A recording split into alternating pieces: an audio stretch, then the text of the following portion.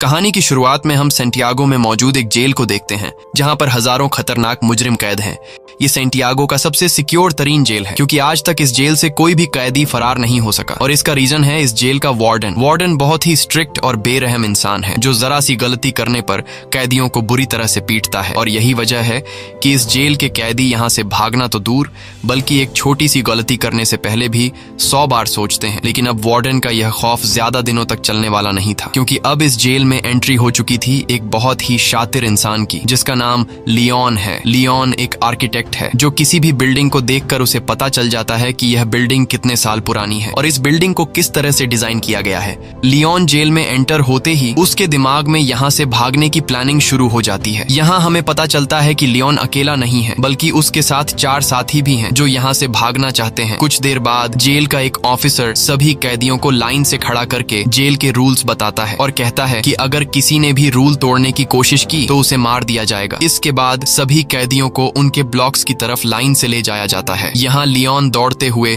Cell number 50 को पकड़ने की कोशिश करता है क्योंकि उसने पता लगा लिया होता है कि यहाँ से भागने के लिए सेल नंबर 50 सबसे परफेक्ट जगह है। लेकिन जब वो सेल नंबर 50 का दरवाजा खोलता है तो सेल नंबर 50 पर पहले एक आदमी ने कब्जा कर लिया होता है। यह देखकर लियोन काफी उदास हो जाता है और न चाहते हुए वो सेल नंबर 50 के बगल वाले सेल में चला जाता है। वहीं हम देखते हैं कि लियोन के बाकी 4 साथियों ने उन्हीं सेल्स में डेरा जमा दिया है जो उन्हें प्लान के मुताबिक कब्जा करना था। कुछ देर बाद लियोन के साथी लियोन के सेल में आ जाते हैं। यहाँ राफेल लियोन से कहता है कि तुम्हें सेल नंबर 50 में जाना था पर यह तो सेल नंबर 51 है। तब लियोन कहता है कि तुम्हारे लिए आसान था क्योंकि तुम्हारा सेल नीचे ग्राउंड फ्लोर पर था इसलिए तुम लोगों ने आसानी से अपने सेल पर कब्जा कर लिया। लेकिन मेरा सेल फर्स्ट फ्लोर पर है जिस वजह से मैं अपने सेल पर कब्जा नहीं कर पाया। यहाँ इनका साथी जर्मन कहता है तो अब हम लोग क्या करेंगे। तब राफेल कहता है कि करना क्या है, कल से हम यहाँ से भागने की प्लानिंग स्टार्ट करेंगे। कुछ देर बाद हम देखते हैं कि यहाँ पर एक कैदी गिटार लेकर आता है और ये गिटार वाला आदमी भी लियोन का साथी है। इस जेल में कैदियों को जो काम आता था उन्हें वो काम करने की इजाजत थी ताकि कैदियों का टाइम पास होता रहे, जैसे गिटार बजाना, खाना पकाना और फर्नीचर का सामान बनाना। अगले दिन हम देखते हैं कि लियोन यहाँ से भागने की प्लानिंग पर लग जाता है। वो जेल के हर एक जगह को काफी गौर से देख रहा होता है लेकिन जब उसकी नजर चारों तरफ गार्ड्स पर पड़ती है तब उसे इस बात का अंदाजा हो जाता है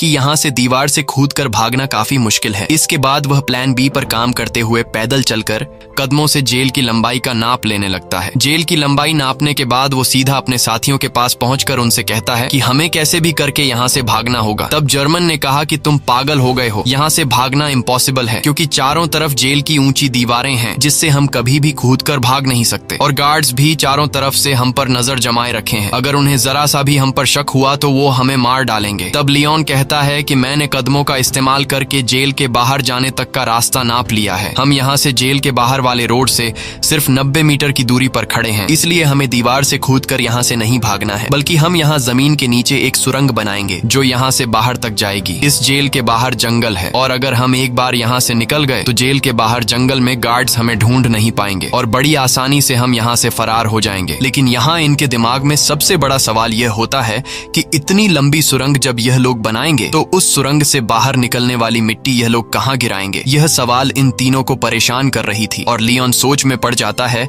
कि सुरंग से निकलने वाले मिट्टी को आखिर कहाँ फेंका जाए। अब जब यह तीनों सुरंग से निकलने वाली मिट्टी को छुपाने के बारे में प्लान बना रहे होते हैं तभी एक कैदी की नजर इन पर पड़ती है जिसका नाम बिगोट है। बिगोट एक धोखेबाज इंसान है जो इस जेल के वार्डन के साथ मिला हुआ है और जब भी वो किसी कैदी को जेल से भागने या फिर कोई रूल तोड़ते हुए देखता है तब बिगोट चुपके से सीधा जाकर गार्ड्स को शिकायत लगा देता है और अब वो पिछले काफी टाइम से लियोन और उसके 2 साथियों पर नजर रख रहा होता है। इन तीनों को काफी टाइम से एक साथ बात करते हुए देखकर बिगोट को इन पर शक हो जाता है इसलिए वो सीधा आकर राफेल से मिलता है। राफेल और कहता है कि मैंने पिछले कई दिनों से तुम तीनों पर नजर रखी है और मुझे पता है कि तुम तीनों यहाँ से भागने का प्लान बना रहे हो इसलिए मैं भी तुम्हारे साथ यहाँ से भागने के प्लान में शामिल होना चाहता हूँ। यहाँ बिगोट के चेहरे को देखकर राफेल को कुछ गड़बड़ नजर आता है इसलिए राफेल बिगोट से कहता है कि ऐसी कोई बात नहीं, हम तीनों तो बस बातचीत कर रहे थे और हमारा यहाँ से भागने का कोई भी प्लान नहीं है। अगले दिन लियोन, जर्मन और राफेल तीनों नीचे वाली सेल में आए। राफेल एक तरफ के दीवार को देखकर कहा कि हम इसी दीवार को खोदकर सुरंग बनाएंगे। लेकिन मसला यह था कि अगर खुदाई का काम शुरू कर दिया गया तो सुरंग को खुला नहीं छोड़ सकते क्योंकि हर शाम गार्ड्स हर एक सेल की चेकिंग करने आते हैं और अगर गार्ड्स ने सुरंग देख लिया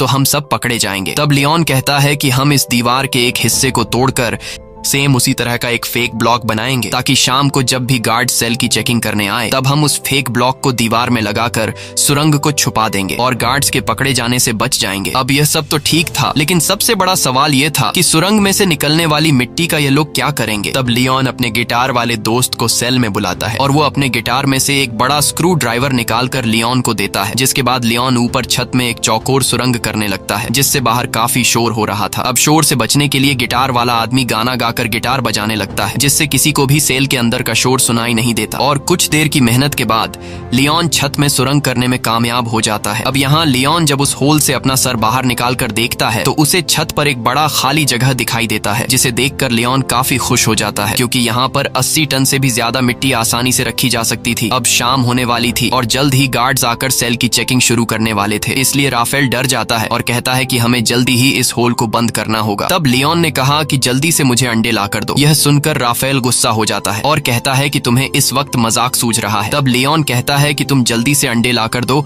और फिर मेरा कमाल देखो। यह सुनकर राफेल अंडे लेने जाता है और लियोन जर्मन के साथ मिलकर छत के गिरे हुए मलबे को और तोड़ते हैं और उसका मिट्टी बना लेते हैं। कुछ देर बाद राफेल जल्दी से अंडे लेकर आ जाता है। तब लियोन उस मलबे से बनाई गई मिट्टी को एक बाल्टी में डाल देता है, साथ ही वो उस बाल्टी में चूना भी डालता है और फिर उसके अंदर अंडे मिक्स कर देता है। वही इनका साथी जो बाहर गिटार बजा रहा होता है वह अपने गिटार में एक अलग धुन बजाना शुरू कर देता है जो खतरे की एक वार्निंग होती है, यानी कि सिक्योरिटी गार्ड सेल्स की चेकिंग लेने के लिए आ रहे हैं। तब सेल के अंदर मौजूद लोग भी उस खतरे की घंटी को सुन लेते हैं और समझ जाते हैं कि गार्ड्स आ रहे हैं, इसलिए यह सभी लोग और भी जल्दी से काम करने लगते हैं और यह लोग उस मलबे को आटे की तरह गूंद कर उसका एक ब्लॉक बनाते हैं, जिसके बाद यह लोग उस ब्लॉक को ऊपर होल में फिट कर देते हैं और नीचे से उस जगह पर एक पोस्टर लगा देते हैं। कुछ देर बाद गार्ड्स उनके सेल के अंदर आ जाते हैं और वो गार्ड्स लियोन और उसके दोस्तों को उनकी सेल से बाहर निकालते हैं। गार्ड्स उनके सेल की अच्छी तरह से चेकिंग लेते हैं लेकिन अंदर उन्हें कुछ भी नहीं मिलता। तब एक गार्ड को ऊपर छत पर लगा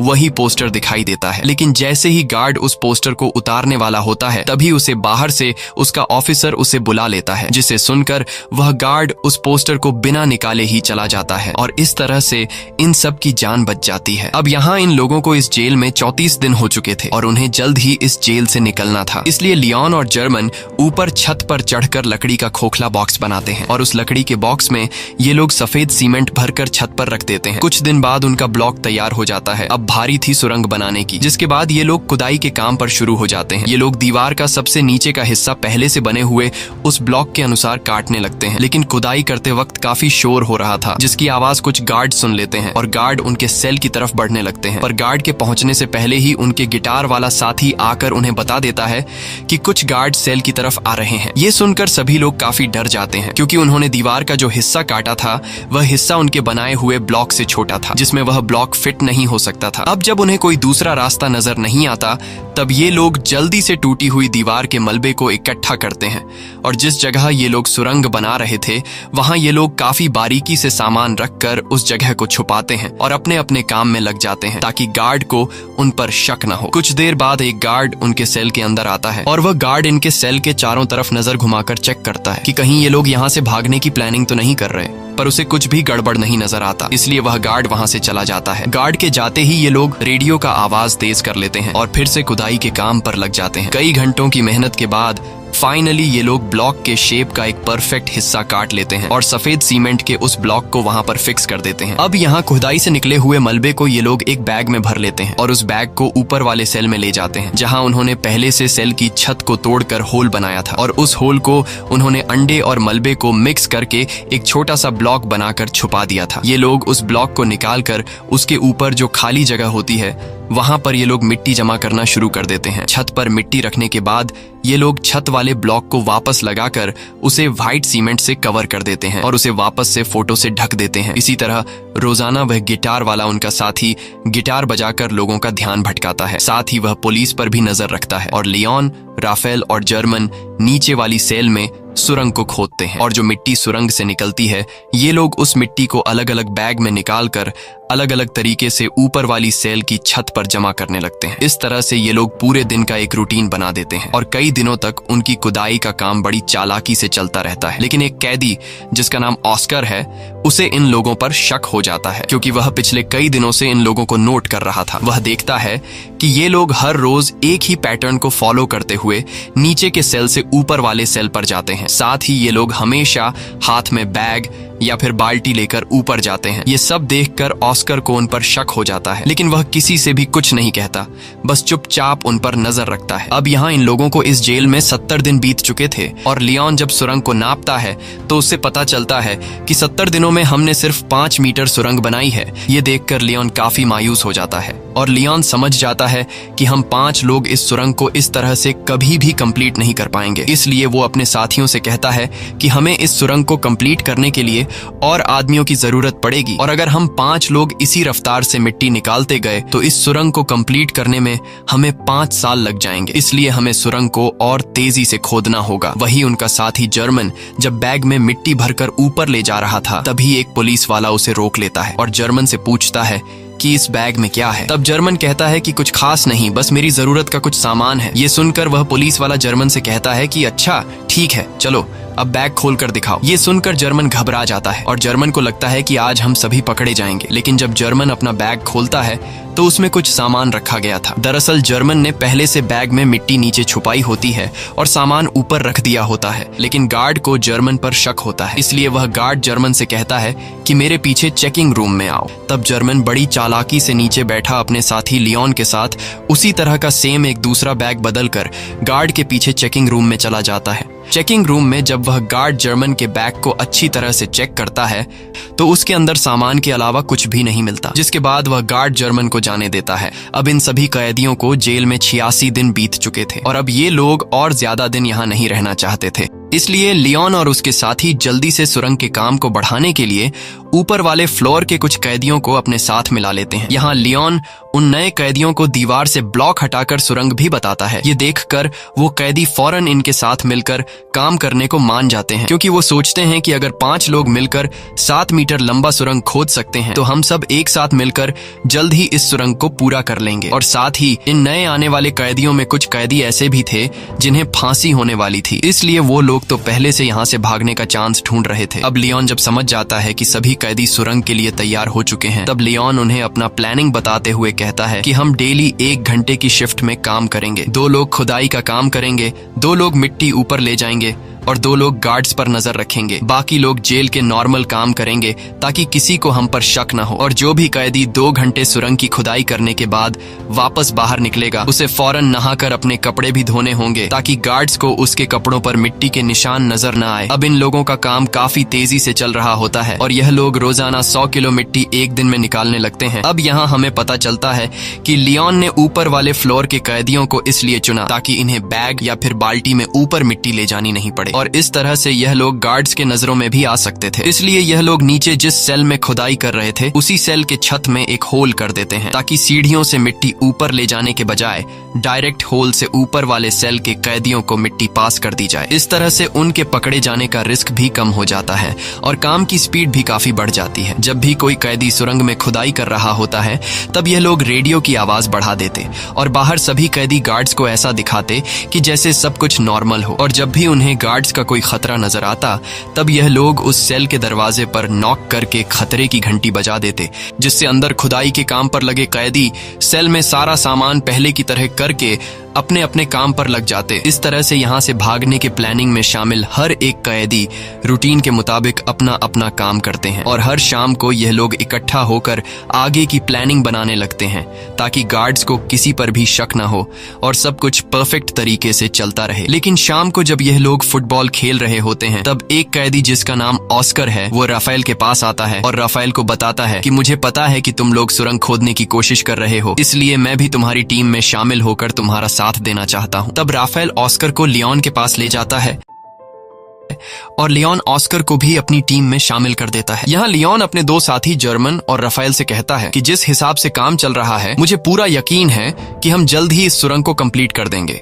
और जल्द ही यहाँ से बाहर निकल जाएंगे। लेकिन बाहर निकलने के बाद भी हम लोग पकड़े जा सकते हैं, क्योंकि हम 4-5 नहीं बल्कि पूरे 40 लोग हैं। और अगर बाहर निकलने के बाद भागते हुए हमें पुलिस ने देख लिया तो पुलिस हमारे पीछे गाड़ी लगाकर हमें पकड़ लेगी। इसलिए हमें यहाँ से बाहर निकालने के लिए बाहर के एक बंदे की जरूरत होगी, जो हमारा यहाँ से बाहर निकलते ही हमारे लिए एक बस तैयार रखे। अब यहाँ ये लोग सोच में पड़ जाते हैं कि बाहर से हमारी कौन मदद कर सकता है।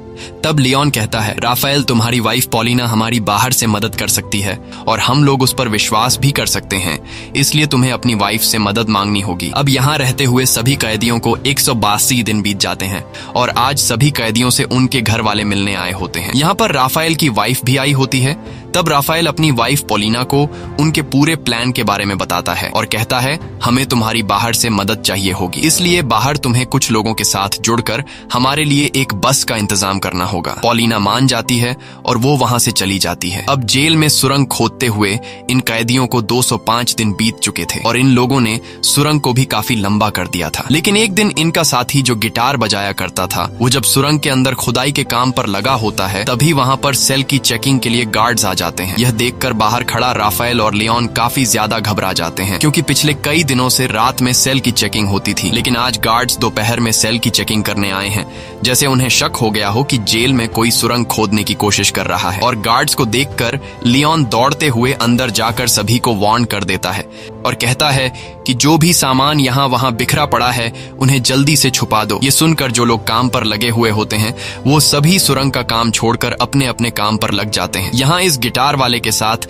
जो दूसरा साथी सुरंग में गया होता है वो भी बाहर आने लगता है, लेकिन गिटार वाला अंदर फंस जाता है, क्योंकि वो सुरंग के बिल्कुल एंड में काम कर रहा था। लेकिन जैसे तैसे करके वो भी बाहर निकलने की कोशिश करता है, पर वो जान चुका था कि मेरे निकलने से पहले गार्ड सुरंग तक पहुंच चुके होंगे। अब यहाँ सभी लोग डरे होते हैं और उन्हें लगता है कि आज हम सभी पकड़े जाएंगे। लेकिन यहाँ राफेल समझदारी से काम लेते हुए सभी कैदियों को इकट्ठा करके गार्ड्स के सामने आकर खड़ा हो जाता है और गार्ड्स को आगे बढ़ने से रोक देता है। ये देखकर पुलिस ऑफिसर को गुस्सा आ जाता है और पुलिस कैदियों पर हमला कर देती है। यहाँ कैदी भी पुलिस का मुकाबला करते हैं और पुलिस को रोकने की कोशिश करते हैं ताकि इनका साथी जो सुरंग में फंसा हुआ है वह बाहर आ सके। वहीं हम देखते हैं कि इनका वह गिटार वाला साथी अब सुरंग से बाहर आ चुका है। वह जल्दी से उस सीमेंट के ब्लॉक को सुरंग में फिट कर देता है और जब वह सेल का दरवाजा खोलकर देखता है तो बाहर कोई भी नहीं होता। दरअसल गार्ड्स पर हमला करने के जुर्म में सभी कैदियों के कपड़े निकालकर बाहर धूप में खड़ा कर दिया गया होता है। कुछ देर बाद वहाँ पर जेल का वार्डन आता है। वार्डन कहता है कि इन सभी को बिना कपड़ों के सूरज के ढलने तक यहीं पर खड़ा रखो और एक दिन के लिए इनका खाना बंद कर दो। दूसरी तरफ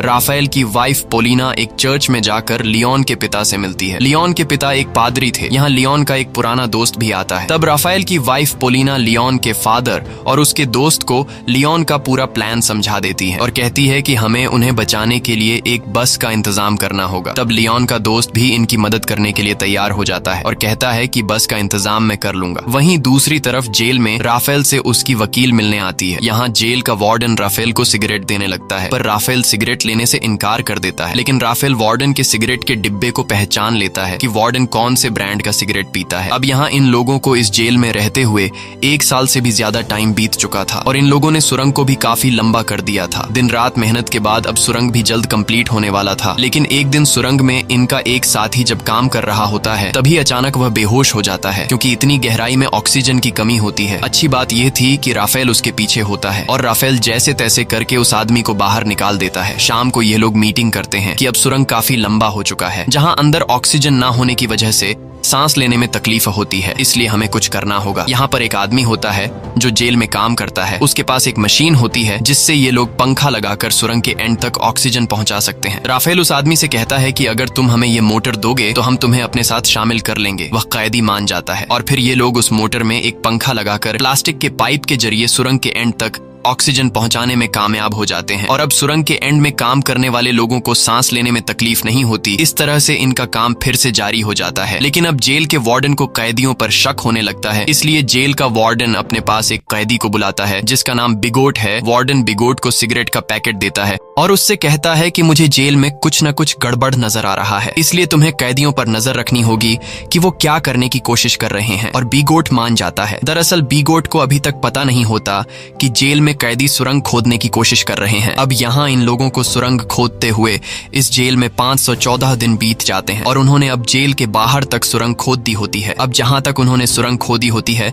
वहां पर राफेल नीचे से एक छोटा सा सुरंग करके ऊपर एक लाल कलर का लिक्विड गिरा देता है, ताकि बाहर राफेल की वाइफ और लियोन के साथी को पता चल जाए कि सुरंग यहां तक खोदी जा चुकी है। वही बिगोट को राफेल और उसके साथी लियोन पर शक तो होता है, पर उसे पूरा यकीन नहीं होता कि ये लोग सच में सुरंग खोद रहे हैं। इसलिए बिगोट अपने शक को यकीन में बदलने के लिए राफेल के पास आकर उसे कहता है कि अगर तुम लोग यहाँ से भागने की प्लानिंग कर रहे हो तो प्लीज मुझे भी अपने साथ शामिल कर लो। मैं यहाँ थक चुका हूँ, बाहर मेरी वाइफ और मेरी बेटी मेरा इंतजार कर रही है।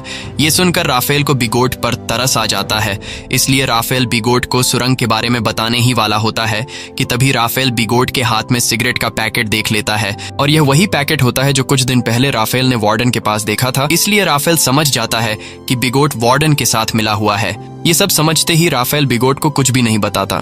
दूसरी तरफ लियोन का बाहर जो पुराना दोस्त होता है वो अपने कुत्ते को साथ लेकर रनिंग के बहाने जेल के करीब आता है और उस लाल कलर के लिक्विड को देख लेता है। अगले दिन लियोन का पिता लियोन को जेल में आकर बताता है कि तुम लोगों ने बाहर जो रेड कलर का लिक्विड गिराया था वो हमने देख लिया है। तुम लोग जेल के बाउंड्री के बाहर तो आ चुके हो, पर अभी भी तुम लोग सही जगह पर नहीं पहुंचे, इसलिए तुम लोगों को अभी भी 40 फीट और भी सुरंग खोदना होगा। इसके बाद यह लोग फिर से सुरंग को और लंबा करने लगते हैं और अब बस कुछ ही दिन के खुदाई के बाद इनका सुरंग कंप्लीट होने वाला था। लेकिन अब इन लोगों के साथ जो कुछ होने वाला था उसके बारे में उन्होंने बिल्कुल भी सोचा नहीं था। एक दिन जब इनका एक साथी सुरंग की खुदाई के काम पर लगा होता है, तभी अचानक एक बहुत ही बड़ा भूकंप आता है जिससे जेल की दीवारें हिलने लगती हैं।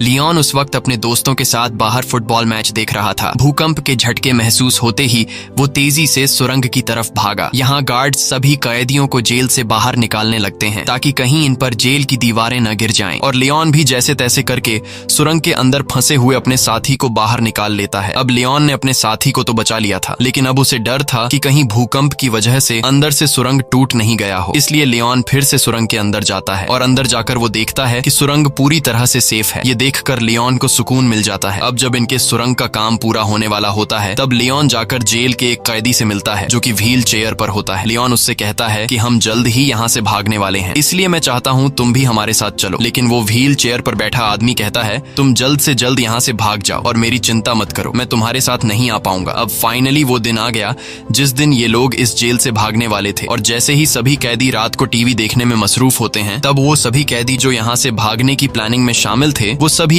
एक एक करके उठकर जाने लगते हैं। यहाँ किसी को भी इन पर शक नहीं होता क्योंकि सबका ध्यान टीवी में रोमांटिक फिल्म पर होता है। और भागने वाले सभी कैदी सुरंग वाले सेल में आ जाते हैं और यहाँ एक एक करके सभी कैदी सुरंग में उतरने लगते हैं। वहीं बिगॉट जब टीवी देख रहा होता है तब उसका ध्यान पीछे की तरफ जाता है और वो देखता है कि यहाँ से तो कई सारे कैदी जा चुके हैं।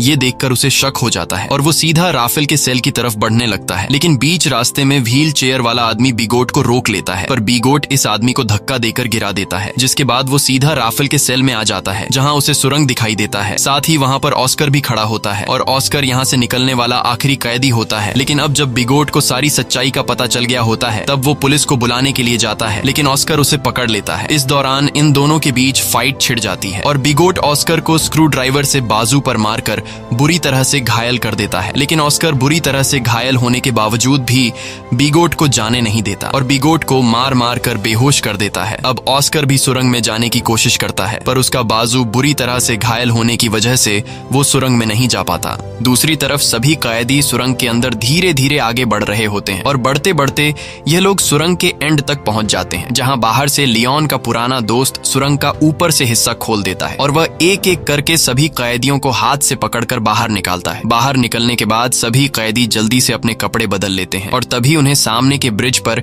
एक बस आते हुए दिखाई देती है, जिसे देखकर ये सभी लोग उस बस की तरफ दौड़ने लगते हैं और सभी बस में बैठ जाते हैं। लेकिन ऑस्कर अभी तक नहीं आया होता, इसलिए सभी कैदी उसका इंतजार कर रहे होते हैं। यहाँ जर्मन कहता है कि मुझे लग रहा है कि कहीं ऑस्कर किसी मुसीबत में है, इसलिए मैं ऑस्कर की मदद के लिए जा रहा हूँ, जिसके बाद वह ऑस्कर को लेने जाता है। दूसरी तरफ जेल में मूवी खत्म हो गई थी और सभी कैदी अपने अपने सेल में जाने लगते हैं। तब यहाँ वह व्हील चेयर वाला कैदी सभी को आकर बता देता है कि राफेल के सेल में एक सुरंग है जहां से तुम लोग भाग सकते हो। ये सुनकर सभी कैदी उस तरफ भागने लगते हैं, जिसे देखकर गार्ड्स को भी इन पर शक हो जाता है और वह गार्ड्स वहां पर और भी गार्ड्स को बुला लेते हैं। कुछ देर बाद पूरे जेल में सायरन बजने लगता है, जिसकी आवाज बाहर बस में बैठे कैदी सुन लेते हैं और सभी कैदी समझ जाते हैं कि अब हमारा यहाँ पर ज्यादा देर रुकना ठीक नहीं, इसलिए अब हमें यहाँ से निकलना होगा। और तभी वहां पर जर्मन भी आ जाता है। वह सभी को बताता है कि मैं सुरंग के पास गया, लेकिन वहां पर मुझे ऑस्कर नहीं मिला, जिसके बाद बस वहां से जाने लगती है।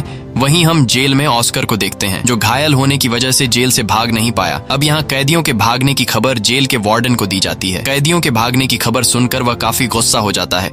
दूसरी तरफ सभी कैदी बस में थे, जहाँ पर पोलिना सभी कैदियों को उनका पर्स दे देती है, जिसमें कुछ पैसे और उनके फेक आईडी थे, और सभी कैदी अलग अलग होकर अपने अपने रास्ते निकल जाते हैं। और इस तरह से सभी कैदी जिन्होंने पिछले कई महीनों से दिन रात मेहनत की थी, वह सभी जेल से आजाद हो जाते हैं। दोस्तों, यह इतिहास की सबसे बड़ी जेल ब्रेक घटना थी, जहां एक ही बार में पूरे 50 लोग जेल से फरार हो गए थे, लेकिन इनका एक साथी ऑस्कर भागने में नाकाम हो गया था। इसी के साथ सच्ची कहानी पर बनाई गई ये फिल्म खत्म हो जाती है। अगर आपको ये वीडियो अच्छी लगी हो तो हमारे चैनल को सब्सक्राइब और वीडियो को लाइक जरूर कीजिएगा।